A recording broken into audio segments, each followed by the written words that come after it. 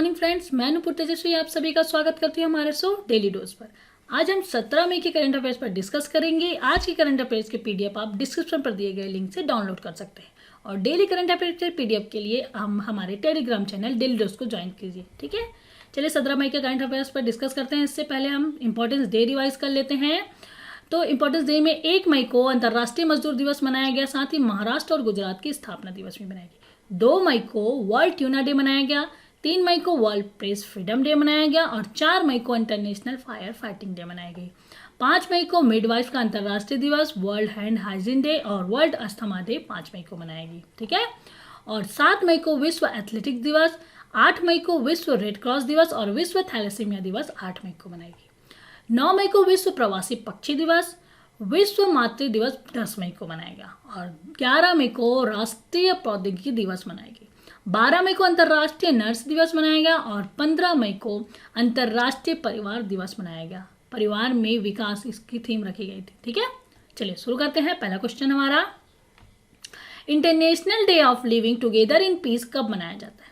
यह मनाया जाता है, सी आंसर सही है हमारा, 16 मई को। ठीक है, 16 मई को international day of living together in peace मनाया जाता है। इसे दिसंबर 2017 में संयुक्त राष्ट्र महासभा द्वारा आधिकारिक तौर पर मान्यता दी गई थी और सबसे पहले 16 मई 2018 को पहली बार international day of living together in peace मनाया गया। ठीक है, और इसका उद्देश्य है शांति और सौहार्द की एक स्थायी दुनिया बनाने के लिए और विविधता में एकता रखने की और एक साथ काम करने की इच्छा को बनाए रखने के लिए international day of living together in peace मनाया जाता है 16 मई को। ठीक है, चलिए आगे बढ़ते हैं। आगे का क्वेश्चन है हमारा, निम्न में से किसके लेजर के पहले सफल संचालन की वर्षगांठ के उपलक्ष्य में प्रत्येक वर्ष 16 मई को अंतर्राष्ट्रीय प्रकाश दिवस मनाया जाता है?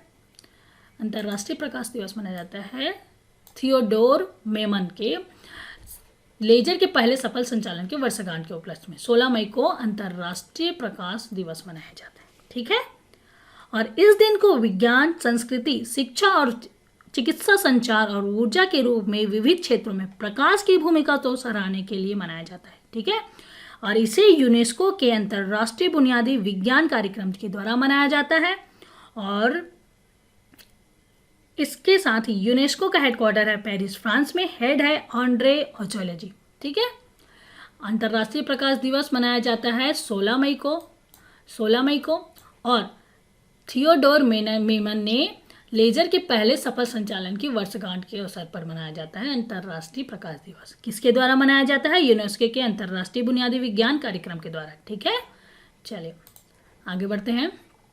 आगे का क्वेश्चन है हमारा, किस राज्य सरकार ने राजीव गांधी किसान न्याय योजना लॉन्च किया? ठीक है, राजीव गांधी किसान न्याय योजना लॉन्च किया है, सी आंसर सही है, छत्तीसगढ़ सरकार ने। छत्तीसगढ़ सरकार ने हाल ही में राजीव गांधी किसान न्याय योजना लॉन्च किया है और इसे राजीव गांधी की पुण्यतिथि के अवसर पर 21 मई को प्रारंभ किया जाएगा। ठीक है, और इस जो राजीव गांधी किसान न्याय योजना के तहत राज्य में फसल उत्पादन को प्रोत्साहित और कृषि सहायता के लिए खरीफ 2019 में पंजीकृत और उपार्जित रकबे के आधार पर धान, मक्का और गन्ना फसल के लिए 10,000 रुपये प्रति एकड़ की दर से अनुदान राशि सीधे किसानों के खाते में डाले जाएंगे और इसके साथ इसके लिए बजट 5100 करोड़ रुपए का प्रावधान किया गया है और इससे इस योजना के तहत 18,75,000 किसानों को लाभ होगा। ठीक है, राजीव गांधी किसान न्याय योजना के तहत इन बजट में 5100 करोड़ रुपए का प्रावधान दिया गया है और साथ में 18,75,000 किसानों को लाभ मिलेगा। ठीक है, और इस योजना का क्रियान्वयन पूर्व प्रधानमंत्री स्वर्गीय राजीव गांधी की पुण्यतिथि के दिन 21 मई को प्रारंभ किया जाएगा। ठीक, और बता दें कि हाल ही में छत्तीसगढ़ सरकार ने छत्तीसगढ़ में वनवासियों और ग्रामीणों से 18.63 करोड़ रुपए से अधिक मूल्य के गौण वन उत्पादों की खरीद की गई, जो देश के सभी राज्यों की तुलना में सबसे अधिक है। ठीक है, और उसके साथ ही छत्तीसगढ़ को 18,52,000 लोगों की मनरेगा के माध्यम से रोजगार दिलाने के कारण पहले स्थान प्राप्त हुआ और पढ़ाई तुहर द्वार नामक ई लर्निंग ऐप भी छत्तीसगढ़ सरकार ने लॉन्च किया और फलों और सब्जियों की होम डिलीवरी के लिए सीजी हाट भी छत्तीसगढ़ सरकार ने हाल ही में लॉन्च किया था। और बता दें कि छत्तीसगढ़ की स्थापना 1 नवंबर 2000 को हुई और छत्तीसगढ़ की राजधानी रायपुर है। राज्यपाल है अनुसुईया उइके जी और मुख्यमंत्री हैं भूपेश बघेल जी। ठीक, चलिए आगे बढ़ते हैं। आगे का क्वेश्चन है हमारा, किस राज्य सरकार ने ई उद्यान पोर्टल लॉन्च किया है? वह राज्य सरकार है हिमाचल प्रदेश। हिमाचल प्रदेश सरकार ने ई उद्यान पोर्टल लॉन्च किया है। बागवानों के वहाँ के मुख्यमंत्री, हिमाचल प्रदेश के मुख्यमंत्री जयराम ठाकुर ने ई उद्यान पोर्टल लॉन्च किया। और कोरोना लॉकडाउन में बागवानी विभाग ने अपनी 135 सेवाओं को ऑनलाइन कर दिया है। ठीक है, प्रदेश में पहली बार इस तरह की सुविधा को शुरू किया गया है और इस पोर्टल के माध्यम से मंडियों के भाव भी घर बैठे पता चल जाएंगे। बागवान अपने उत्पादों को बेहतर दाम में बेच सकेंगे और इसे तैयार करने में 2 वर्ष का समय लगा और इसे विश्व बैंक द्वारा वित्त पोषित प्रदेश बागवानी विकास परियोजना के तहत तैयार किया गया है। किसने तैयार किया है? विश्व बैंक द्वारा वित्त पोषित प्रदेश बागवानी विकास परियोजना के तहत तैयार किया गया। इसे बनाने में 2 वर्ष का समय लगा। ठीक है, और इसे किसने लॉन्च किया? मुख्यमंत्री जयराम ठाकुर ने ई उद्यान पोर्टल को लॉन्च किया। ठीक है, और साथ ही यह हिम भूमि ऐप से भी लिंक है। भूमि के दस्तावेज वहीं से अपलोड कर सकते हैं और पंजीकरण करवाने के बाद जिस सेवा के लिए आवेदन करेंगे वह संबंधित अधिकारी के पास पहुंचेंगे और उसे ऑनलाइन मंजूरी दे सकेंगे। ठीक है, और ये जो ई उद्यान पोर्टल है उसमें फलों की नर्सरी का रजिस्ट्रेशन, पौधों की मांग, बागवानी से संबंधित औजार की मांग, कीटनाशकों की खरीद जैसे मधुमक्खी की छत्तों की मांग आदि सहित अन्य सब्सिडी के लिए घर बैठे आवेदन कर सकेंगे बागवानी वाले जितने भी मजदूर हैं। ठीक है, और साथ ही हिमाचल प्रदेश सरकार ने हाल ही में बाहरी राज्यों से हिमाचल आने वाले लोगों के परिजनों को शिक्षित, संवेदनशील बनाने और सामाजिक दूरी को सुनिश्चित बनाए रखने के उद्देश्य से प्रदेश सरकार ने निगाह कार्यक्रम आरंभ किया था। किसने? हिमाचल प्रदेश ने निगाह कार्यक्रम आरंभ किया था। और साथ ही हाल ही में लोगों को उनके घरों में जाकर कोविड-19 के लक्षणों के बारे में जानकारी प्रदान करने के लिए हिमाचल प्रदेश ने एक्टिव केस फाइंडिंग अभियान शुरू किया। ठीक है, और हिमाचल प्रदेश की स्थापना 25 जनवरी 1971 में हुई। राजधानी है शिमला और राज्यपाल है बंडारू दत्तात्रेय जी। मुख्यमंत्री है जयराम ठाकुर और चीफ जस्टिस हैं लिंगप्पा नारायण स्वामी जी। ठीक है, ये तो है हिमाचल प्रदेश के बारे में। ठीक, चलिए आगे बढ़ते हैं। आगे का क्वेश्चन है हमारा, CSIR ने कोविड-19 से निपटने के लिए डायग्नोस्टिक सोल्यूशन और रिस्क स्ट्रेटिफिकेशन रणनीतियों विकसित करने के उद्देश्य से इंटेल इंडिया और किस IIT संस्थान के साथ सहयोग किया है? वह IIT संस्थान है IIT Hyderabad. IIT Hyderabad, Intel India और IIT हैदराबाद के साथ CSIR ने डायग्नोस्टिक सोल्यूशन और रिस्क स्ट्रेटिफिकेशन रणनीति विकसित करने के लिए इंटेल और IIT हैदराबाद के साथ सहयोग किया। ठीक है,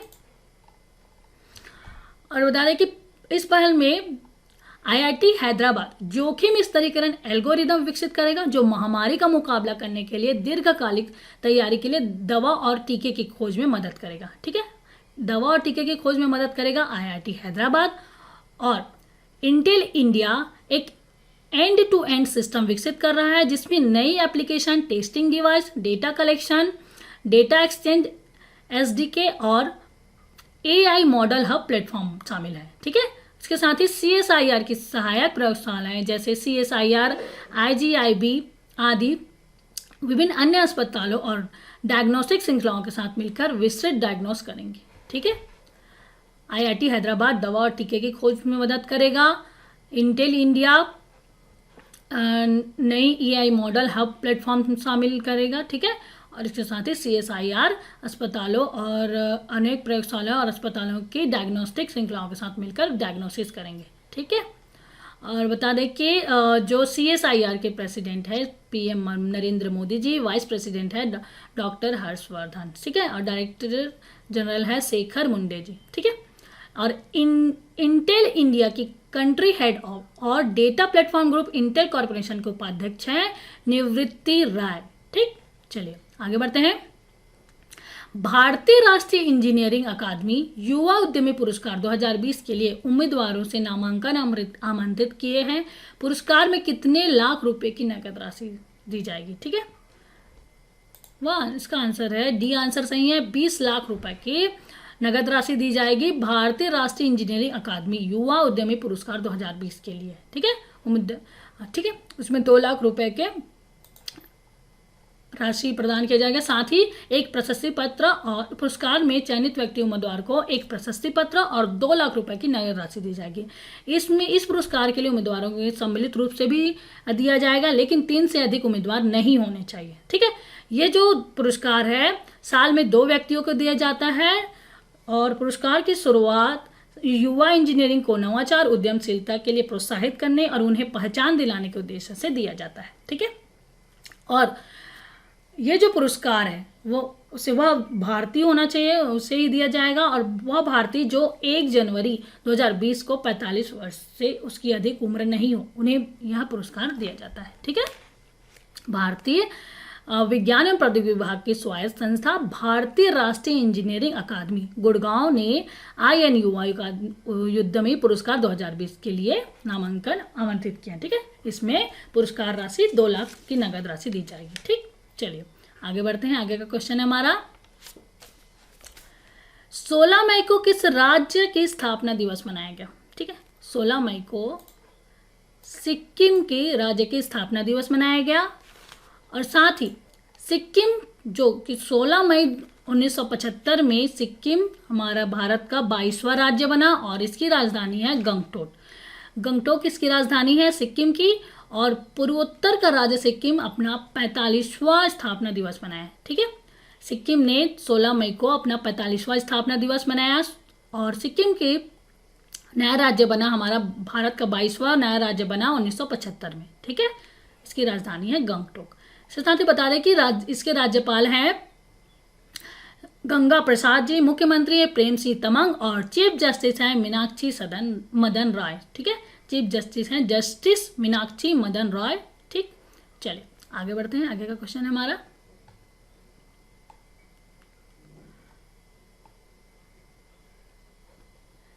किस संस्थान ने बेहतर सूचना प्रबंधन के माध्यम से उत्पादकता बढ़ाने और संस्थान में प्रक्रिया को स्वचालित बनाने के लिए इंटरप्राइजेस रिसोर्स प्लानिंग समर्थ को लागू किया है?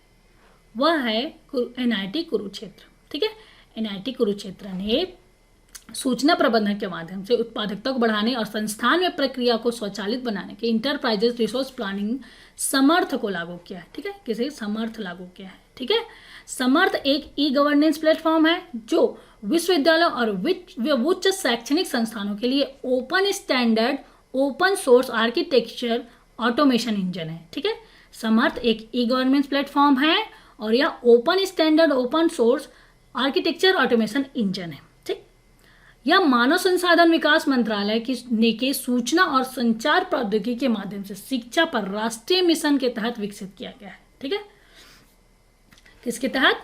मानव संसाधन विकास मंत्रालय के सूचना और संचार प्रौद्योगिकी के माध्यम से शिक्षा पर राष्ट्रीय मिशन के तहत विकसित किया गया है इस समर्थ जो एक ई-गवर्नमेंट प्लेटफॉर्म है। ठीक है, और सूचना के लिए सहज पहुंच और विभिन्न परियोजनाओं के लिए इसके उपयोग के माध्यम से यह पहल संस्थानों में बेहतर सूचना प्रबंधन के माध्यम से उत्पादकता बढ़ाएगी। ठीक है, चलिए आगे बढ़ते हैं। चर्चा में रहे डायमर बासा बांध किस नदी में बन रहा है? ठीक है, यह नदी है सिंधु नदी। बी आंसर सही है, सिंधु नदी में डायमर बासा बांध बन रहा है।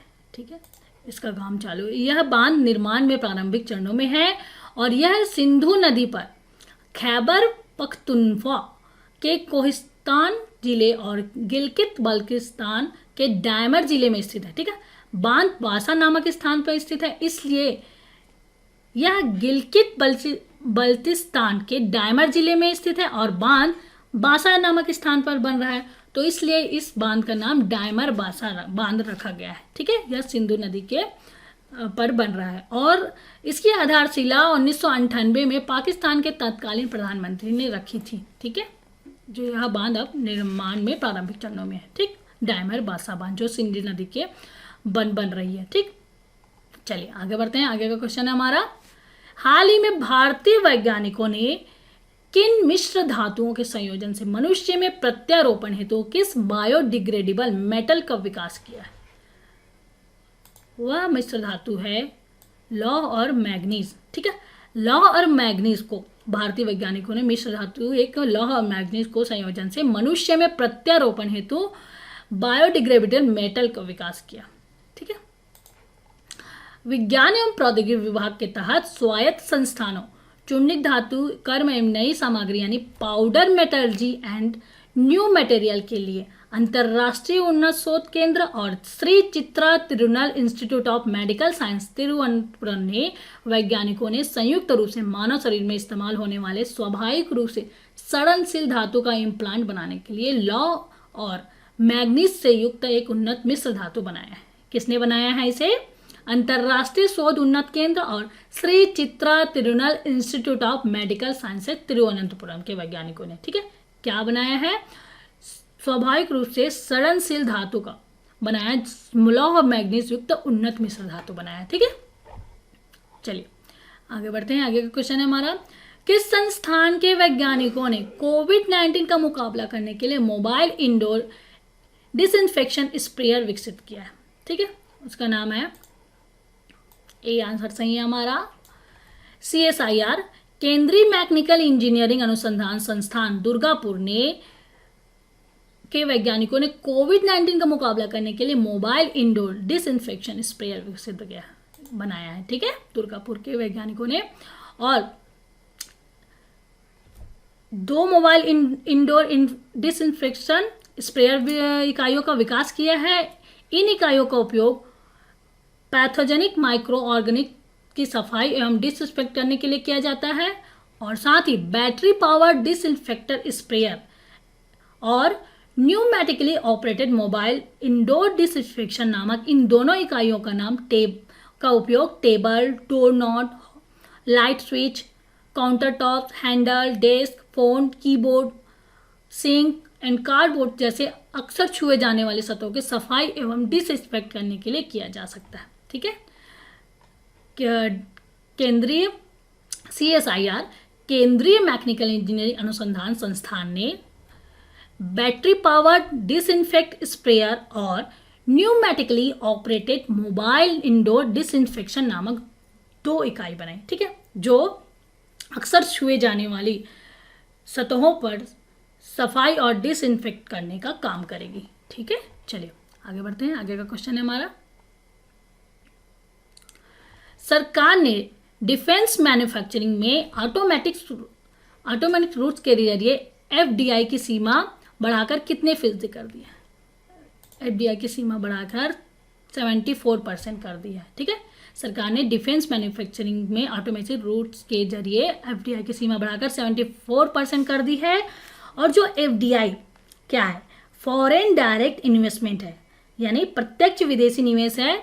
FDI का मतलब जब देश की किसी कंपनी में विदेशी पैसा लगा होता है तो उसे FDI कहते हैं।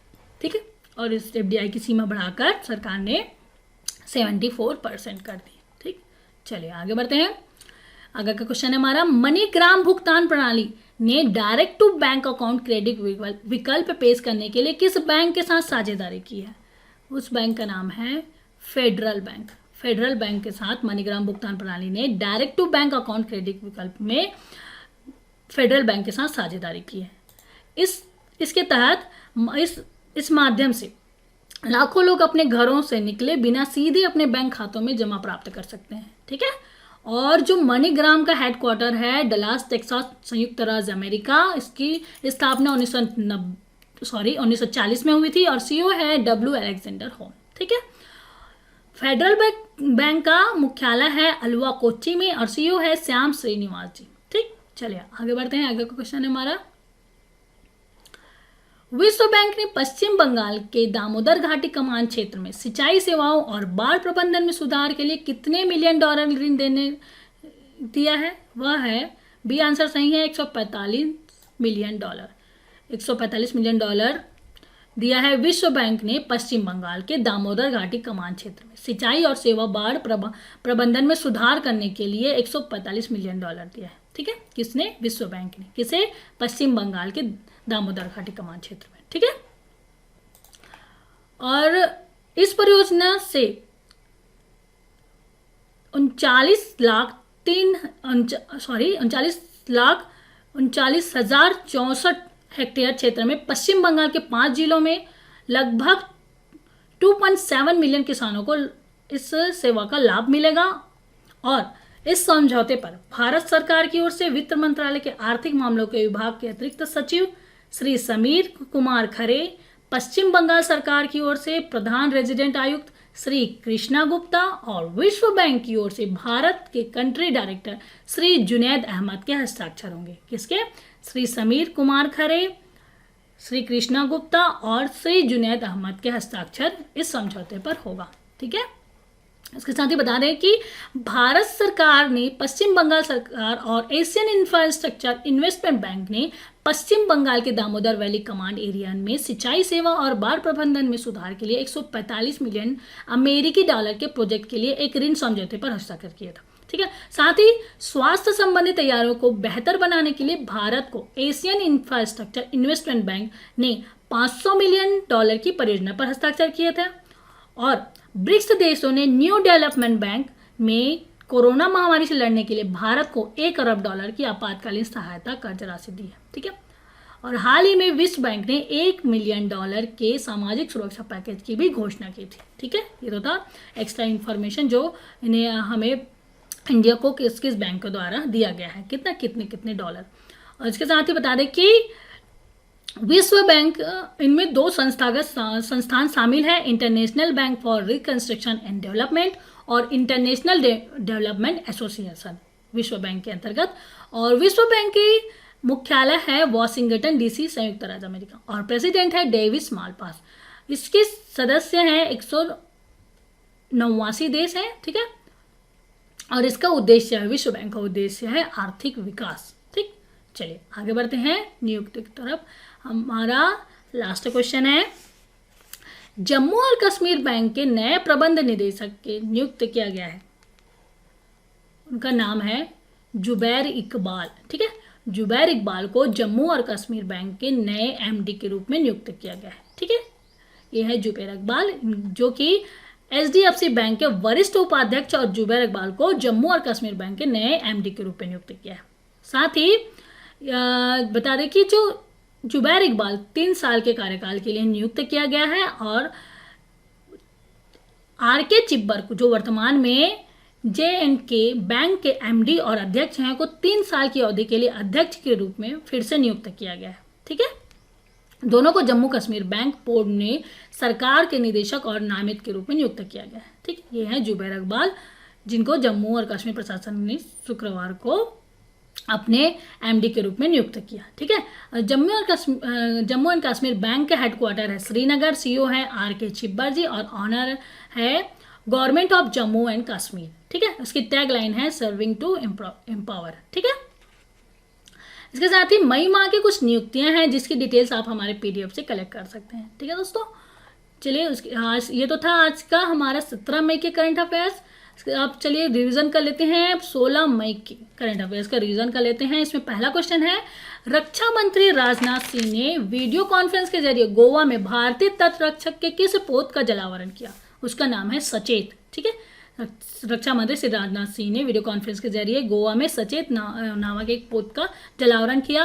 और दूसरा क्वेश्चन है, landing craft utility MK4 NLCU L57 के 7वें पोत की 15 मई 2020 को पोर्ट ब्लेयर में कमीशनिंग किया गया। इस पोत के डिजाइन और निर्मित किया गया है message garden rich ship builders and engineers Kolkata के द्वारा, ठीक है।